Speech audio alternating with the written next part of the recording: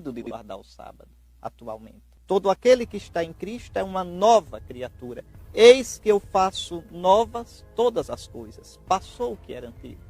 E a aliança antiga caducou. Caducou, então não adianta. Vinho novo, o vinho do Espírito, o vinho da nova aliança, em odres novos. Então, quem insiste em guardar o sábado sendo cristão, está judaizando. E, consequentemente, renegando Cristo. Colocando sua esperança na lei de Moisés. Jesus guardou o sábado perfeitamente. O sábado santo.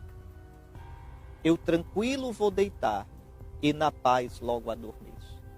Pois só vós, ó Senhor Deus, dai segurança à minha vida. Tu sabes, Senhor, quando me deito na morte e me levanto na ressurreição.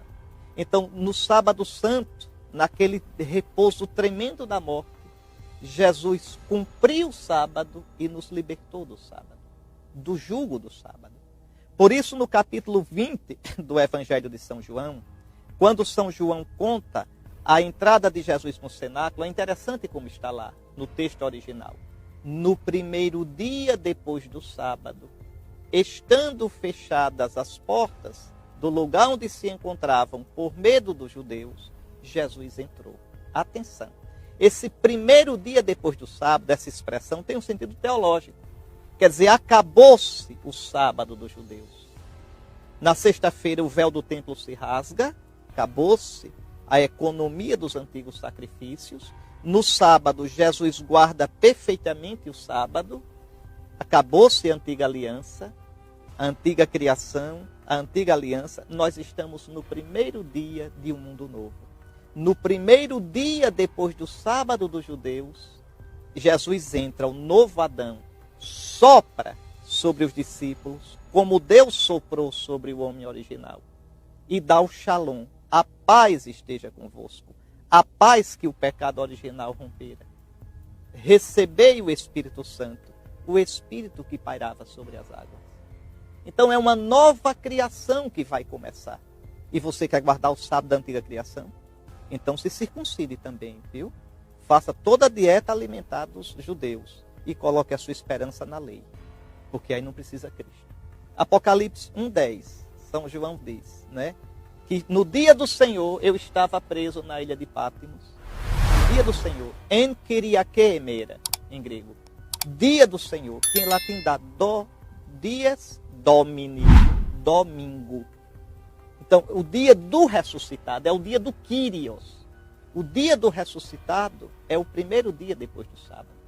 Qual é o centro da nossa fé? O Antigo Testamento? A antiga criação? Desde a antiga aliança? Ou é a ressurreição do Senhor? A Páscoa? Aqui está a questão. Colossenses 2,16. São Paulo diz que ninguém vos encha a paciência, vos torre a paciência, que ninguém vos perturbe por causa de lua nova, de sábados. Veja, que são realidades, sombras do que deveria vir. A realidade é o corpo de Cristo, a realidade é a igreja, a realidade é Cristo. Nós percebemos que na nova aliança não há uma mudança de lei, mas há uma mudança na forma de se relacionar com a lei. Porque no passado eles não compreenderam devidamente isso. E aí Hebreus 8:10, citando Jeremias 31, 31 a 34, diz assim: porque esta é a aliança que firmarei com a casa de Israel depois daqueles dias, diz o Senhor. Na sua mente imprimirei as minhas leis, também no seu coração, também sobre o seu coração as inscreverei. E eu serei o seu Deus, e eles serão o meu povo. Então nós percebemos aqui uma continuidade de um estilo de vida ético, tanto para o povo do Antigo Testamento, quanto para o povo do Novo Testamento. Porque a lei agora ela é impressa no coração do ser humano. E dentro desta lei nós cremos que deve constar o sábado por algumas razões. A primeira delas, o sábado é um mandamento que nos lembra que nós não podemos viver de forma autônoma. Ele nos lembra que nós temos um Criador a quem devemos prestar contas. E é por isso que a análise da teologia do sábado tem que começar na aliança que Deus fez com Adão, na aliança adâmica e em Gênesis 2. Então Gênesis 2 diz assim: E verso 2, e havendo Deus terminado no dia 7º a sua obra que fizera, descansou nesse dia toda a sua obra que tinha feito. E abençoou Deus o dia 7º e o santificou, porque nele descansou de toda a obra que como Criador fizera. Então, o sábado primeiramente nos mostra que não podemos agir de forma autônoma, porque fomos criados por Deus. Só que o sábado preserva também em nós o senso do sagrado. Algo que é totalmente perdido nessa nossa cultura pós-moderna e cética. E por que o sábado também mantém o senso do sagrado? Porque, de acordo com o texto, Deus abençoou e santificou o 7º dia. Então nós percebemos que este mandamento, por nos ensinar a não vivermos de forma autônoma, porque temos um Criador, e por nos ensinar o senso do sagrado, porque Ele santificou esse dia, provando que nem todos os dias são iguais, né? Porque senão Ele teria santificado, abençoado todos. Então nós vemos que é muito importante, sim, a observância do sábado hoje. Não como um meio de salvação, né? Nós não cremos na salvação pelo sábado ou salvação pelas obras, mas como resultado de um coração transformado pela graça e que não deseja ser autônomo e que deseja preservar a lembrança, o senso do sagrado.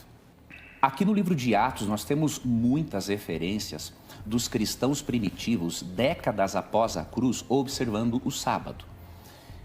Então, esses testemunhos, né, de observância do sábado da parte deles têm que nos falar muito fortemente. E quando nós analisamos as reuniões realizadas no primeiro dia da semana, não vemos nenhum teor de sacralidade esses dias. Existe até mesmo um argumento chamado argumento gramatical em relação a esse assunto. Por exemplo, no Novo Testamento, como que os dias da semana são nomeados? Primeiro dia após o sábado, segundo dia após o sábado, terceiro dia após o sábado. Então, os demais dias não recebem a mesma importância que o sábado no contexto do Novo Testamento. Se o exemplo apostólico mostra que décadas após a cruz eles guardaram o sábado e mais, se em Mateus 24:20 Cristo profetizou que 70 anos depois da cruz o sábado continuaria sendo guardado, mesmo que não seja esse o propósito, né? Ele falou assim, orai para que a vossa fuga não se dê no inverno e nem no sábado. Isso acontece 70 anos depois da cruz. Então, 70 anos depois da cruz, o domingo não era aceito pela comunidade cristã. Por que Apocalipse 1:10 não fala do domingo? Por alguns motivos. Primeiro, em Isaías 58, 13 e 14, Deus chama o sábado de meu santo dia. No livro de Ezequiel, de onde João tirou a boa parte dos símbolos do Apocalipse, o dia de observância é o sábado. Podemos ver, por exemplo, em Ezequiel capítulo 20, verso 12, que o sábado era até um sinal da santificação que o ser humano tem em Deus e não por suas próprias obras. Então alguns dizem, né, guardar o sábado é legalismo. Nada disso. Ezequiel 20, 12 é um símbolo, é um lembrete de que somos santificados por Deus e não pelo sábado em si mesmo. Jesus em Mateus 12, 8, de sorte que o Filho do Homem é Senhor do sábado, não é Senhor do domingo. Ah, mas ele ressuscitou no domingo. Vejam, queridos, ele morreu na sexta-feira. Então, se a ressurreição no domingo é um argumento para eu guardar o domingo, então eu vou justificar a observância da sexta-feira também, porque o dia da morte dele é tão importante quanto o dia da ressurreição. E agora vamos então brevemente para Colossenses 2,16. Existem entre os intérpretes adventistas e também entre intérpretes evangélicos algumas opiniões diferentes sobre Colossenses 2,16. Mas o que eu quero mostrar aqui é que o texto de Paulo em nada desmerece a observância do sábado. Até porque Paulo guardava o sábado. Alguns até alegam assim, muitas vezes, Paulo guardava o sábado porque ele queria evangelizar os judeus na sinagoga, porque está lá em Atos 17:2, Atos 18:13-4. Mas nós podemos provar que não, Paulo não guardava o sábado por ser judeu, simplesmente. Atos 16:13 é um texto muito forte, que mostra Paulo guardando o sábado num território pagão, sem a presença de nenhuma sinagoga. Então o que nós cremos aqui? Que Paulo não está condenando a observância do sábado ou dizendo para o cristão celebrar qualquer dia. Quero ler essa nota aqui da Bíblia de Estudo de Genebra, que obviamente não são observadores do sábado, esses eruditos, do domingo, mas eles têm um comentário muito coerente sobre Colossenses 2,16, que diz assim: Paulo não rejeitava a observância cristã correta das festas ou do quarto mandamento, assim como não rejeitava o jejum ou outras observações religiosas praticadas com a motivação correta.